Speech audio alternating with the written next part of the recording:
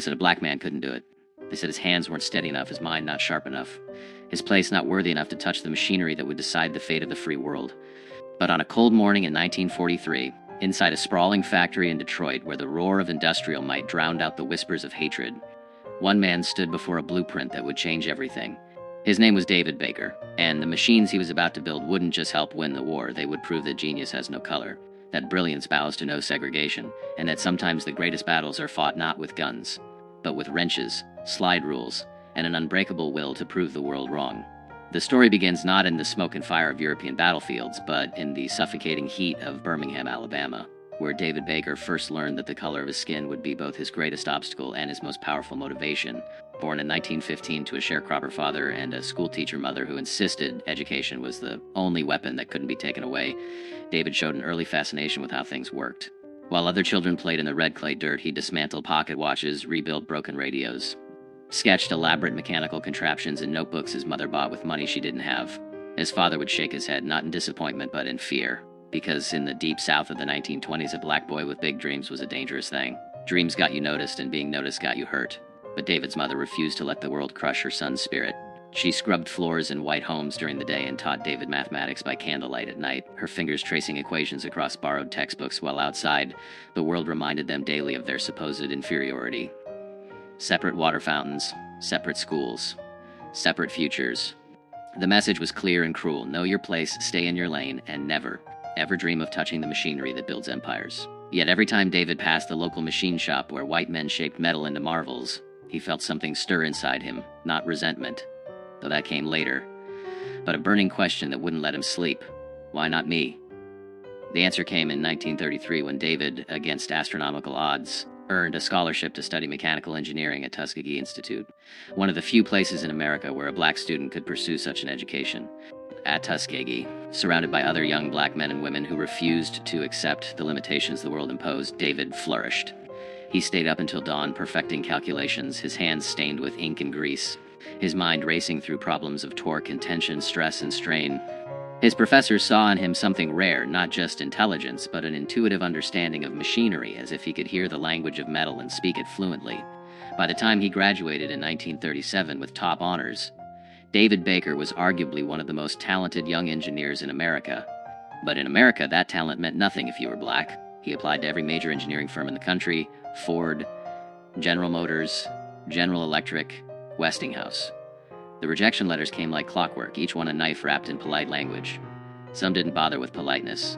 One letter simply stated, "We do not employ colored engineers." Another suggested he might be better suited for janitorial work. David kept every rejection letter, stacking them in a box beneath his bed, and every night he looked at that box and made himself a promise. Someday, somehow, he would build something so important, so undeniable, that they would have to acknowledge him. He didn't know that the opportunity would come wrapped in the most devastating war humanity had ever seen. December 7th, 1941, Pearl Harbor burns. America, thrust into global conflict, suddenly faces an existential crisis. It needs machines. Thousands upon thousands of machines, and it needs them fast. Tanks, planes, ships, artillery. The industrial heartland of America, Detroit in particular, transforms overnight into what President Roosevelt calls the arsenal of democracy. Single quotes factories that once made automobiles now make bombers. Assembly lines that produced family sedans now produce Sherman tanks. And in this desperate scramble to arm a nation, something unprecedented happens. The color line begins to blur. Not because America suddenly becomes enlightened, but because it has no choice. The war demands more workers than white America can supply. And so, reluctantly, grudgingly, the factories open their doors to black workers. Not with welcome, but with necessity. David Baker arrives at the Willow Run bomber plant in Michigan in January 1943, one of thousands of black Americans migrating north for war work.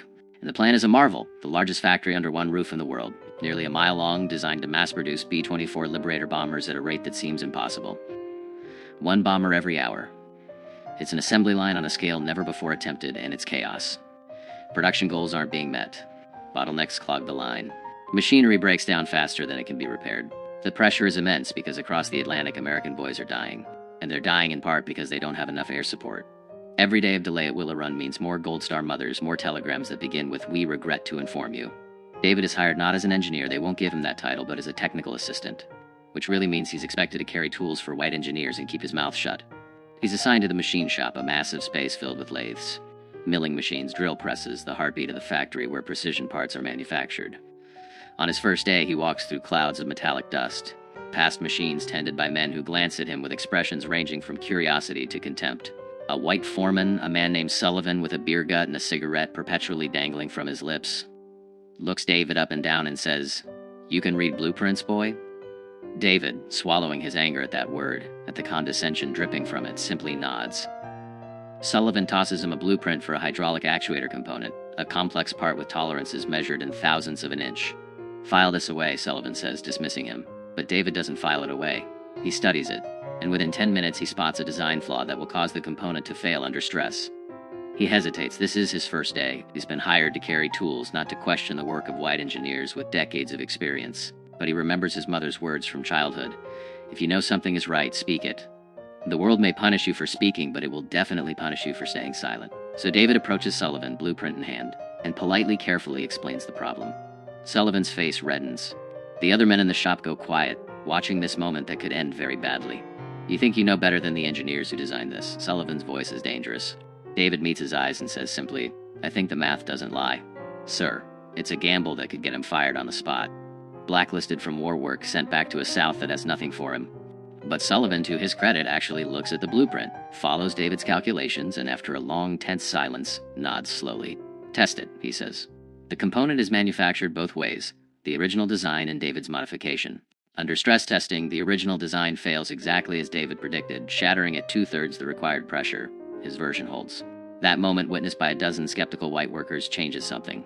Not everything. David still eats lunch at the colored table in the cafeteria, still uses the segregated bathroom, still endures the casual racism that permeates every interaction. But in that machine shop, he's earned something more valuable than respect. He's earned proof. And in the world of engineering, proof is currency. Word spreads.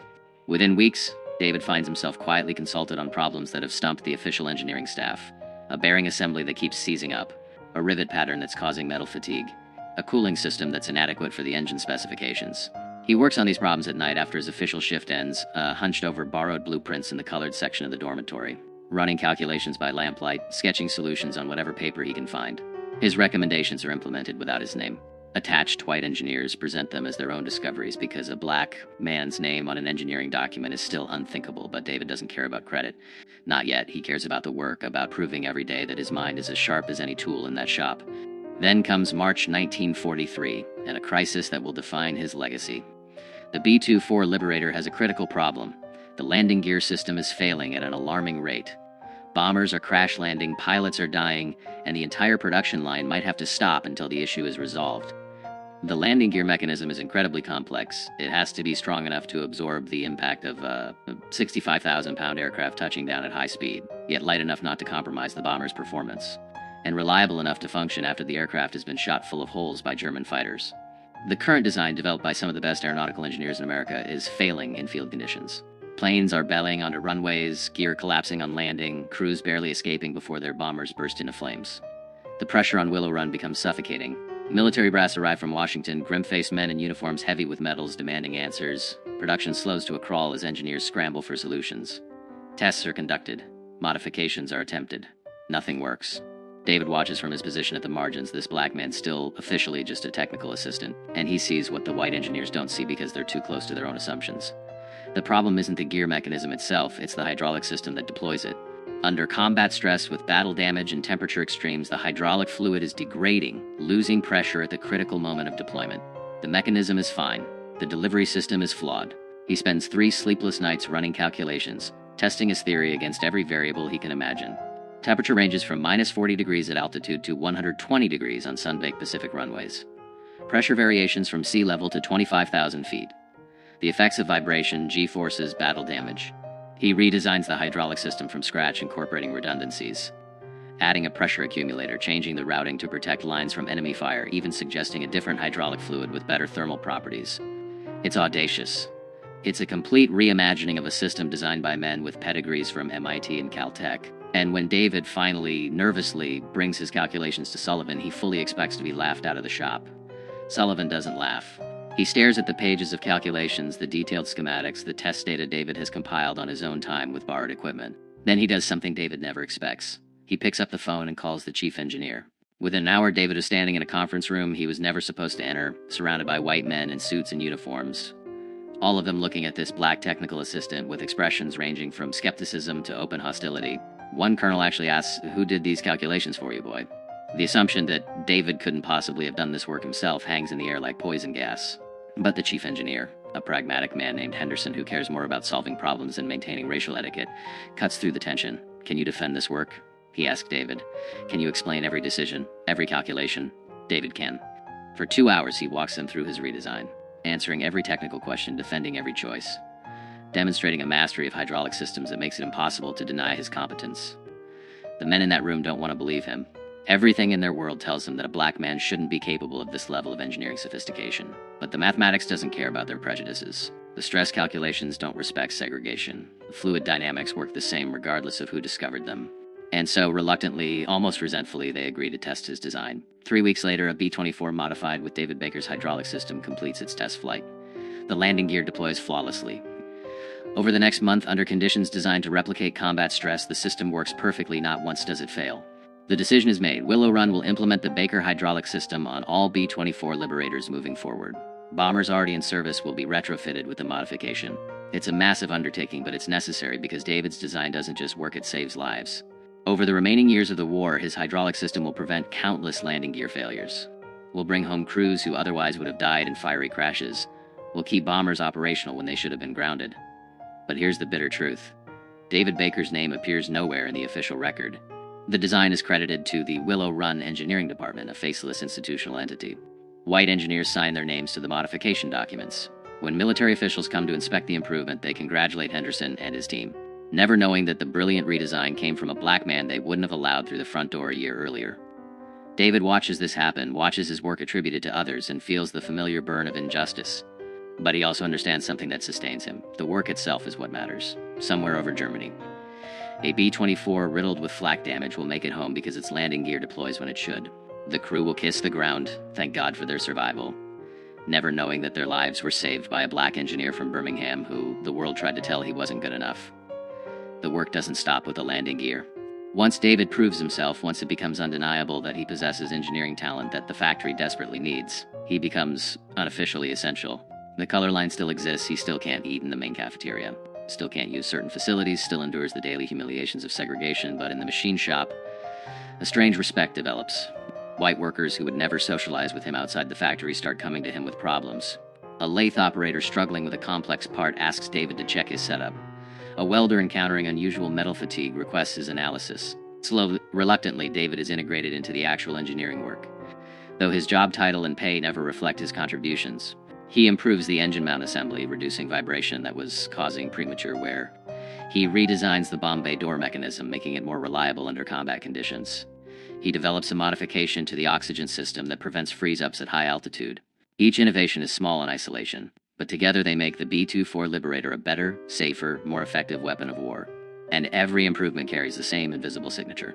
The mind of a black man who was supposed to be intellectually inferior, who was told his entire life that he couldn't think at this level, who proved through sheer brilliance that racism is a lie built on fear. The other black workers at Willow Run hear stories about David, whispered in the colored dormitory shared over segregated lunch tables. He becomes a symbol of what's possible. Proof that the limitations imposed on black Americans are social constructions, not natural facts. Young black men in the machine shop watch how David works, how he commands respect through competence, how he navigates the dangerous space between asserting his worth and staying safe in a racist world. It's an exhausting tightrope walk, demanding constant calculation of when to speak and when to stay silent, when to push back against injustice and when to swallow pride for survival. But David walks it with a dignity that inspires everyone who sees him. Then comes D-Day, June 6, 1944, and the massive invasion of Normandy. The B-24 Liberators that David helped perfect fly countless missions over France, providing air support for the troops storming the beaches, bombing German positions, disrupting enemy supply lines. In the days and weeks following the invasion, as Allied forces push deeper into Europe, these bombers become crucial to the war effort. And though history will remember the generals and the infantry, the pilots and the bombardiers, no one will remember the black engineer in Detroit whose hydraulic system kept those planes flying, whose engine modifications gave them a few extra miles of range, whose countless small improvements added up to saved lives and successful missions. By the spring of 1945, as Allied forces close in on Berlin and victory becomes inevitable, David Baker has spent over 2 years at Willow Run. He's worked 70-hour weeks, sacrificed sleep and health, endured racism that should have broken him, and produced engineering work that would have made him famous if he'd been born white. The factory's built over 8,600 B-24 Liberators, each one carrying pieces of David's genius into battle. The war in Europe ends in May, victory over Japan follows in August. And suddenly the industrial machinery that defined David's life for years begins to slow down. The factory starts laying off workers. The need for bombers evaporates overnight. And the black workers who were so desperately needed during the crisis are the first ones shown the door. David receives his termination notice in September 1945, along with thousands of other black workers who powered the arsenal of democracy but are no longer needed. Now that democracy has been saved, the notice thanks him for his service as a technical assistant and provides 2 weeks severance. There's no mention of his engineering contributions, no acknowledgement of the innovations that saved countless lives, no offer to retain him in the post-war era when factories will go back to making cars.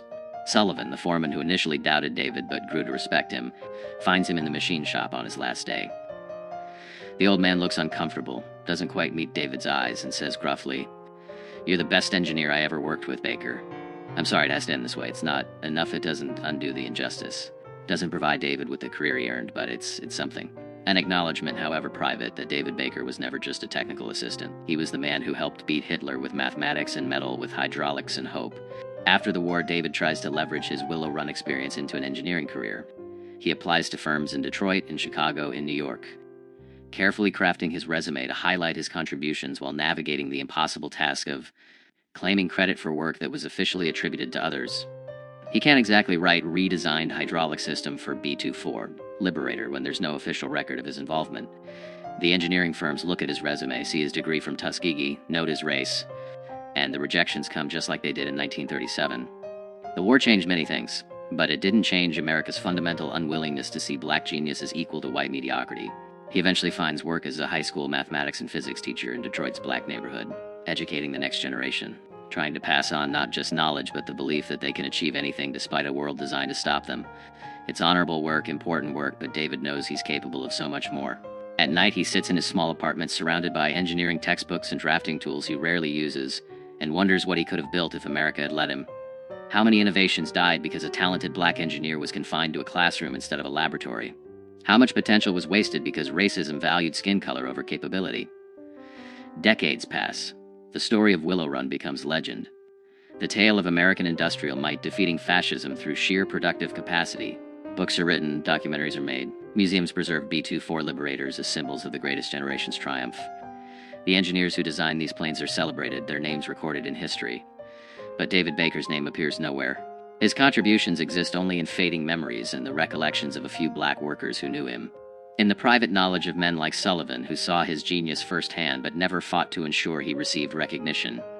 David Baker dies in 1983 at age 68, having never received public acknowledgement for his wartime contributions. His obituary in the local Detroit newspaper identifies him as a retired teacher and community leader. It doesn't mention Willow Run, doesn't mention hydraulic systems or bomber engineering, doesn't hint at the fact that this quiet, dignified man helped win the most important war in human history. His story, like the stories of thousands of black Americans who contributed to victory but were erased from the narrative, seems destined to disappear completely, another casualty of America's selective memory. But here's what racism couldn't destroy: the work itself. Every B-24 Liberator that made it home safely with David's hydraulic system. Every crew member who survived a landing that should have been fatal because a black engineer from Birmingham understood fluid dynamics better than the white men with famous names and prestigious degrees. Every bomb that reached its target because David's engine modifications gave the plane just enough extra performance. The machines he built didn't care about the color of their creator's skin. They just worked reliably, effectively, saving lives and winning battles. And in the end, isn't that the ultimate vindication?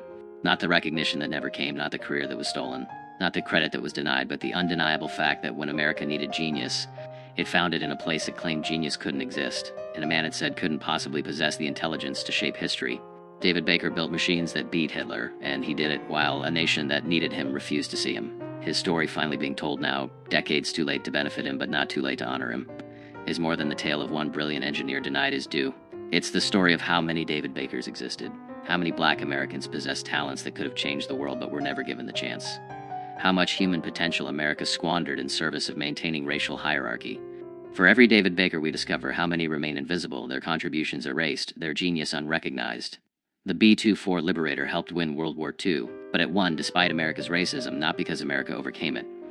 And the men and women who built those planes, who designed their systems, who solved the engineering problems that kept them flying, many of them were black Americans whose names we'll never know, whose brilliance was stolen by a society that couldn't admit they possessed it. David Baker deserved better. He deserved to sign his name to his designs, to be celebrated as the engineering genius he was, to build a career worthy of his talents, to see his children grow up knowing their father helped save the world. He deserved to live in an America that judged him by his capabilities rather than his color. He didn't get that America, not in his lifetime. But the machines he built remained testament to what was possible when talent met necessity, when one man refused to let racism define his worth, when genius proved stronger than prejudice. If only for the brief moment it took to solve an impossible problem and save countless lives. If this story moved you, please take a second to like this video. It truly helps us keep these untold stories alive. David Baker's name may not appear in the history books you learned from, but his legacy lives in every recovered story of black excellence that refused to be silenced. Share your thoughts in the comments below, especially if you know of other forgotten heroes whose contributions deserve recognition. And don't forget to subscribe to this channel to discover more real stories of black Americans whose courage, brilliance, and determination changed the course of history, even when history tried to forget them. These stories matter. These lives mattered. And the truth, no matter how long delayed, deserves to be told.